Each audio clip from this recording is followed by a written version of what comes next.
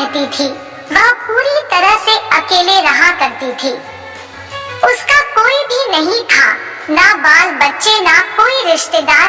सुबह शाम लोगों के छोटे मोटे काम किया करती थी, जिसके बदले लोग उसको पैसे, अनाज या खाने पीने का सामान दे दिया करते थे, जिसको खा पीकर वह अपना जीवन बिताया करती थी।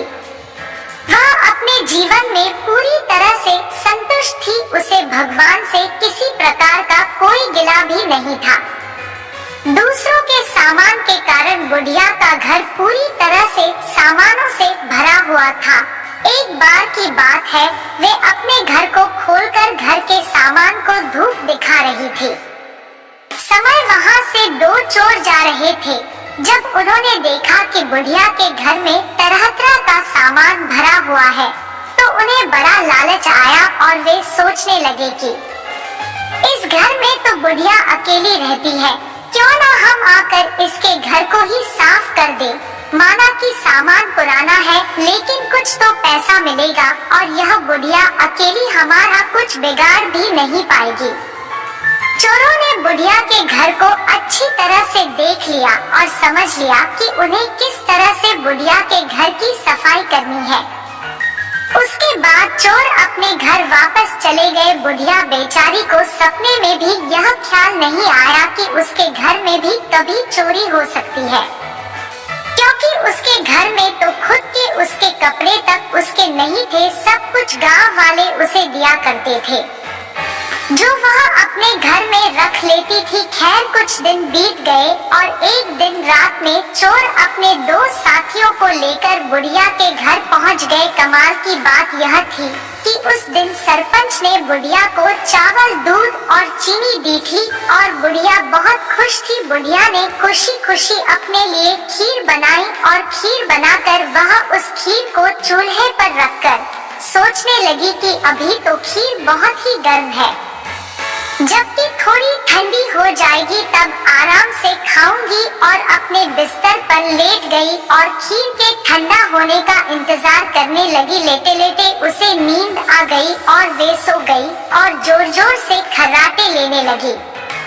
चोर बाहर खड़े थे। बुढ़िया के खर्राटे की आवाज सुनते ही उन्होंने सोचा कि चलो अब रास्ता साफ हो गया और अब हम आराम से बुढ़िया का घर साफ कर सकते हैं। वह सब जल्दी जल्दी आकर बुढ़िया के घर में सामान तलाशने लगे, परंतु कमाल की बात यह थी कि उन्होंने जो देखा था वह बिल्कुल गलत था।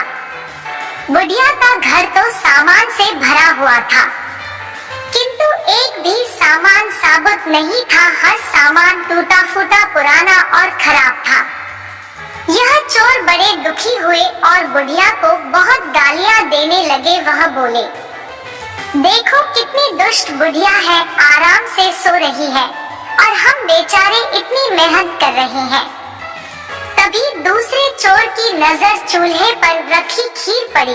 गरम गरम खीर को देखकर चोर ने कहा, चलो बुढ़िया के घर कुछ और नहीं मिला तो कम से कम खीर तो है, और वह उसको खाने लगे। जब वह खीर खाकर जाने लगे तो उन्होंने थोड़ी सी खीर बुढ़िया के लिए छोड़ दी, किंतु जब उन्होंने बुढ़िया की तरफ देखा तो उसका हाथ खुला हुआ था, जैसे वह कुछ मांग रही हो। साथ ही उसका मुंह भी खुला हुआ था, जिसे देखकर चोरों ने सोचा कि बेचारी बुढ़िया लोगों से मांग मांग कर अपना जीवन बिता रही है, लगता है बहुत थक गई है और खाने के लिए खीर मांग रही है।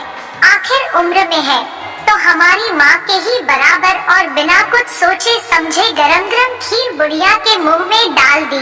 गरम गरम खीर मुंह में पड़ते ही बुढ़िया जोर से चिल्लाई, हाय गैया, मार डाला, मार डाला, मार डाला। बुढ़िया की चीख सुनते ही चोर डर के जल्दी जल्दी छुपने लगे। जिसने मुंह में खीर डाली थी वह ऊपर जाकर छिप गया, एक चारपाई के नीचे और एक चारपाई के दाएं।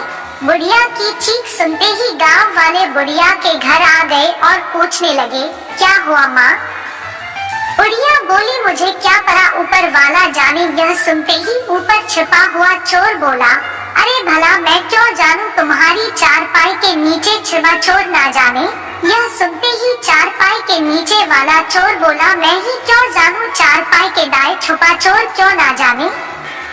और इस तरह से तीनों चोरों ने खुद ही अपना पता गांव वालों को बता दिया और फिर गांव वालों ने उन्हें पकड़कर खूब पिटाई करी और वापस भेज दिया। उसके बाद से चोरों ने कान पकड़ लिया कि आज के बाद कभी वह चोरी कभी नहीं करेंगे। चोर चाहे जितनी भी कोशिश करे अपने आप को छुपाने की, लेकिन वह फिर भी पकड़ा जाता है। इसलिए हमें कभी चोरी नहीं करनी चाहिए और अपने बच्चों को यही सीख देनी चाहिए।